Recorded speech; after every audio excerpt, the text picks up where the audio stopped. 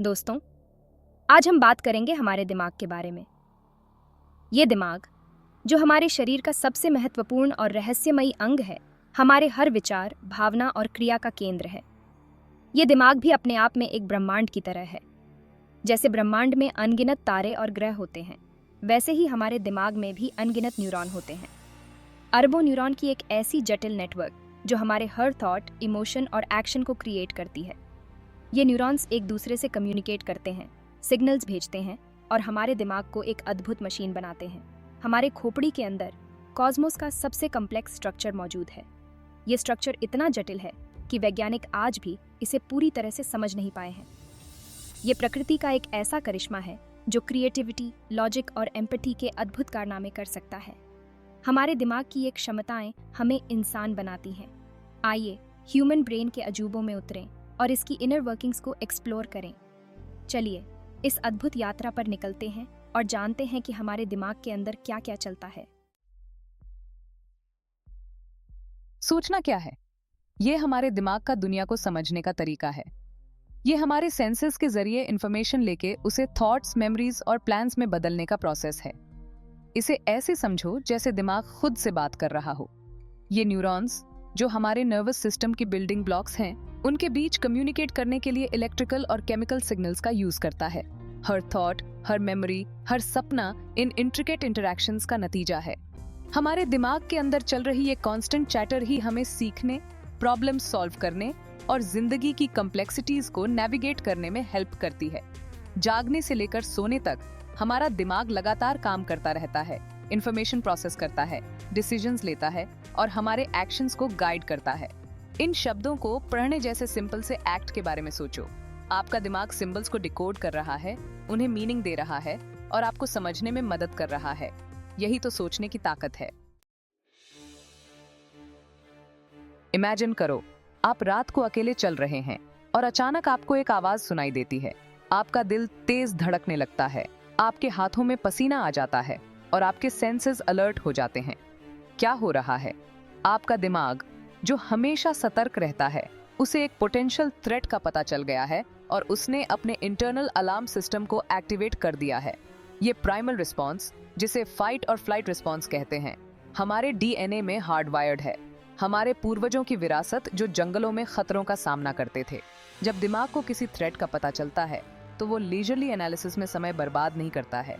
ये physiological changes का एक ऐसा कैस्केड ट्रिगर करता है जो हमें या तो खतरे का सामना करने में या फिर वहां से भाग जाने में मदद करे। ये रिस्पॉन्स ब्रेन रीजन्स के एक कॉम्प्लेक्स इंटरप्ले द्वारा ऑर्केस्ट्रेटेड होता है, जिसमें प्रत्येक का हमारे सर्वाइवल को सुनिश्चित करने में अपनी विशिष्ट भूमिका होती है। सेक्शन 4, डर की तिकड़ी, एमिगडाला, हाइपोथैलेमस और प्रीफ्रंटल कॉर्टेक्स। ब्रेन के फियर रिस्पॉन्स के 3 की प्लेयर्स हैं, एमिगडाला, हाइपोथैलेमस और प्रीफ्रंटल कॉर्टेक्स। ये तीनों मिलकर हमारे डर और चिंता के अनुभव को आकार देते हैं। एमिगडाला, जो बादाम के आकार का होता है और दिमाग में गहराई में स्थित होता है, इमोशनल सेंटर का काम करता है। यह हमारे भावनात्मक प्रतिक्रियाओं को नियंत्रित करता है और विशेष रूप से डर और चिंता के लिए जिम्मेदार होता है। ये सेंसरी इंफॉर्मेशन को क्विकली प्रोसेस करता है और जब खतरा डिटेक्ट होता है तो अलार्म बजाता है। यह दिमाग का वह हिस्सा है जो कहता है, अरे यहाँ कुछ गड़बड़ है। जब भी हमें कोई खतरा महसूस होता है, एमिगडाला तुरंत सक्रिय हो जाता है। हाइपोथैलेमस, जो दिमाग के बेस के पास एक छोटा सा लेकिन पावरफुल रीजन है, कमांड सेंटर का काम करता है। यह हमारे शरीर के विभिन्न कार्यों को नियंत्रित करता है। यह एमिगडाला से डिस्ट्रेस सिग्नल्स प्राप्त करता है और शरीर के फाइट और फ्लाइट रिस्पॉन्स को इनिशिएट करता है। इसमें एड्रेनालाइन और अन्य हार्मोन्स रिलीज करना शामिल है, जो हार्ट रेट, ब्लड प्रेशर और ब्रीदिंग रेट को बढ़ाते हैं। इसे दिमाग के मिशन कंट्रोल के रूप में सोचें। इस बीच प्रीफ्रंटल कॉर्टेक्स, जो दिमाग का सीईओ है, सिचुएशन का एक मेजर्ड असेसमेंट के साथ विचार करता है। दिमाग के फ्रंट में स्थित यह हायर लेवल थिंकिंग, प्लानिंग और डिसीजन मेकिंग के लिए जिम्मेदार होता है। यह हमें खतरे का मूल्यांकन करने, अपने ऑप्शंस पर विचार करने और सबसे उपयुक्त कार्रवाई का चयन करने में मदद करता है। यह तर्क की आवाज है जो पूछती है, क्या यह एक वास्तविक खतरा है या हमें बस शांत हो जाना चाहिए? सेक्शन 5, सिक्के के 2 पहलू, हमारी दिमागी ताकत के फायदे और नुकसान। मानव दिमाग एक दोधारी तलवार है। ये एक ऐसा उपकरण है जो हमें अद्वितीय बनाता है, लेकिन इसके साथ ही ये हमें कई चुनौतियों का सामना करने के लिए भी मजबूर करता है। एक तरफ ये हमारी सबसे बड़ी ताकत का स्रोत है, जो हमें गंभीर रूप से सोचने, जटिल समस्याओं को हल करने और कला के शानदार कार्यों को बनाने की अनुमति देता है। भाषा, एब्स्ट्रैक्ट थॉट और एम्पैथी के लिए हमारी क्षमता हमें अन्य प्रजातियों से अलग करती है। हम सचमुच अपने हाथों की हथेली में मानवता के संचित ज्ञान को रख सकते हैं, हमारे दिमाग के कारण। हालांकि यह अविश्वसनीय ऑर्गन अपनी खामियों के बिना नहीं है। हमारे दिमाग की जटिलता ही इसकी कमजोरी भी है। हमारे दिमाग भी बायसेस, जजमेंट में त्रुटियों और इरेशनल फियर्स का शिकार होते हैं। हम आसानी से भावनाओं से बहक सकते हैं, कॉग्निटिव डिस्टॉर्शंस का शिकार हो सकते हैं। मानसिक स्वास्थ्य विकार जैसे चिंता और अवसाद इस बात की कठोर याद दिलाते हैं कि ज्ञात ब्रह्मांड में सबसे जटिल ऑर्गन भी खराबी का शिकार हो सकता है। इस चैप्टर में हम दिमाग के केमिकल मैसेंजर्स यानी न्यूरोट्रांसमीटर्स की दुनिया में गोता लगाएंगे। ये छोटे मॉलिक्यूल्स हमारी भावनाओं, सोच और व्यवहार में अहम भूमिका निभाते हैं। चलिए कुछ मुख्य किरदारों और उनकी अहमियत पर नजर डालते हैं। डोपामाइन, जिसे अक्सर फील गुड न्यूरोट्रांसमीटर कहा जाता है, हमारे रिवॉर्ड सिस्टम के लिए बहुत जरूरी है। ये मोटिवेशन, खुशी और फोकस करने की हमारी क्षमता को भी प्रभावित करता है। जब डोपामाइन का स्तर सही रहता है तो हम खुश और प्रेरित महसूस करते हैं। लेकिन गड़बड़ी होने पर पार्किंसंस डिजीज या सिजोफ्रेनिया जैसी बीमारियां हो सकती हैं। अगला है सेरोटोनिन, जो मूड, नींद और भूख को नियंत्रित करने के लिए जरूरी है। अक्सर इसे खुशी और अच्छी सेहत से जोड़ा जाता है। सेरोटोनिन का कम स्तर आमतौर पर डिप्रेशन और चिंता से जुड़ा होता है। ये कितना दिलचस्प है ना कि एक न्यूरोट्रांसमीटर हमारे रोजमर्रा के जीवन के इतने पहलुओं को प्रभावित कर सकता है। नोरेपिनेफ्राइन, एक और महत्वपूर्ण न्यूरोट्रांसमीटर, मुख्य रूप से हमारी सतर्कता और ऊर्जा के स्तर को प्रभावित करता है। यह हमारे शरीर को कार्रवाई के लिए तैयार करता है, फाइट या फ्लाइट रिस्पांस में अहम भूमिका निभाता है। नोरेपिनेफ्राइन का उच्च स्तर चिंता बढ़ा सकता है, जबकि इसका कम स्तर सुस्ती और फोकस की कमी का कारण बन सकता है। ये न्यूरोट्रांसमीटर कई अन्य के साथ हमारे दिमाग के भीतर एक जटिल कम्युनिकेशन सिस्टम बनाते हैं।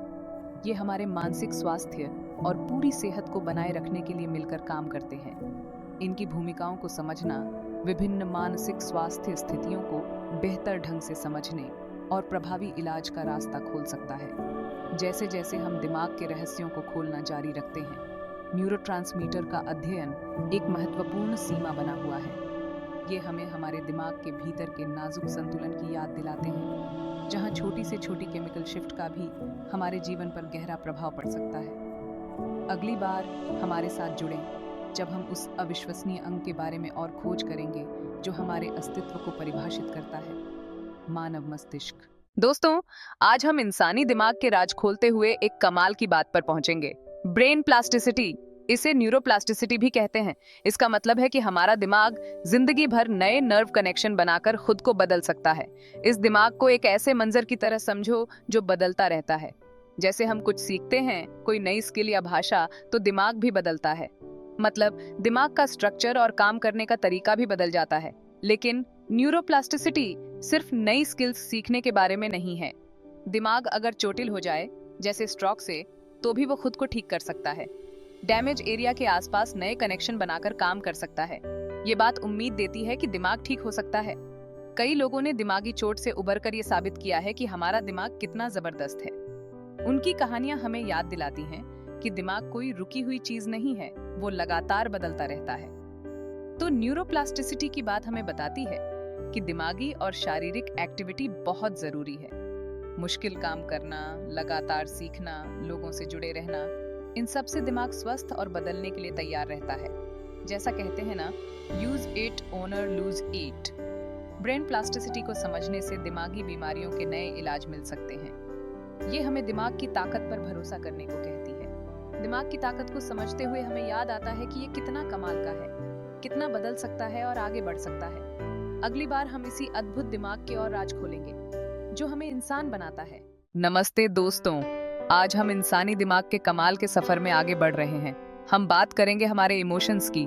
जी हाँ, हमारा दिमाग सिर्फ सोचने समझने का काम नहीं करता, बल्कि हमारी भावनाओं का केंद्र भी है। इस इमोशनल प्रोसेसिंग में सबसे अहम भूमिका निभाता है एमिगडाला। दिमाग के अंदर बादाम के आकार का ये हिस्सा हमारे भावनात्मक प्रहरी की तरह काम करता है। डर हो या खुशी, एमिगडाला तुरंत समझ जाता है और हमें उस हिसाब से प्रतिक्रिया करने के लिए तैयार करता है।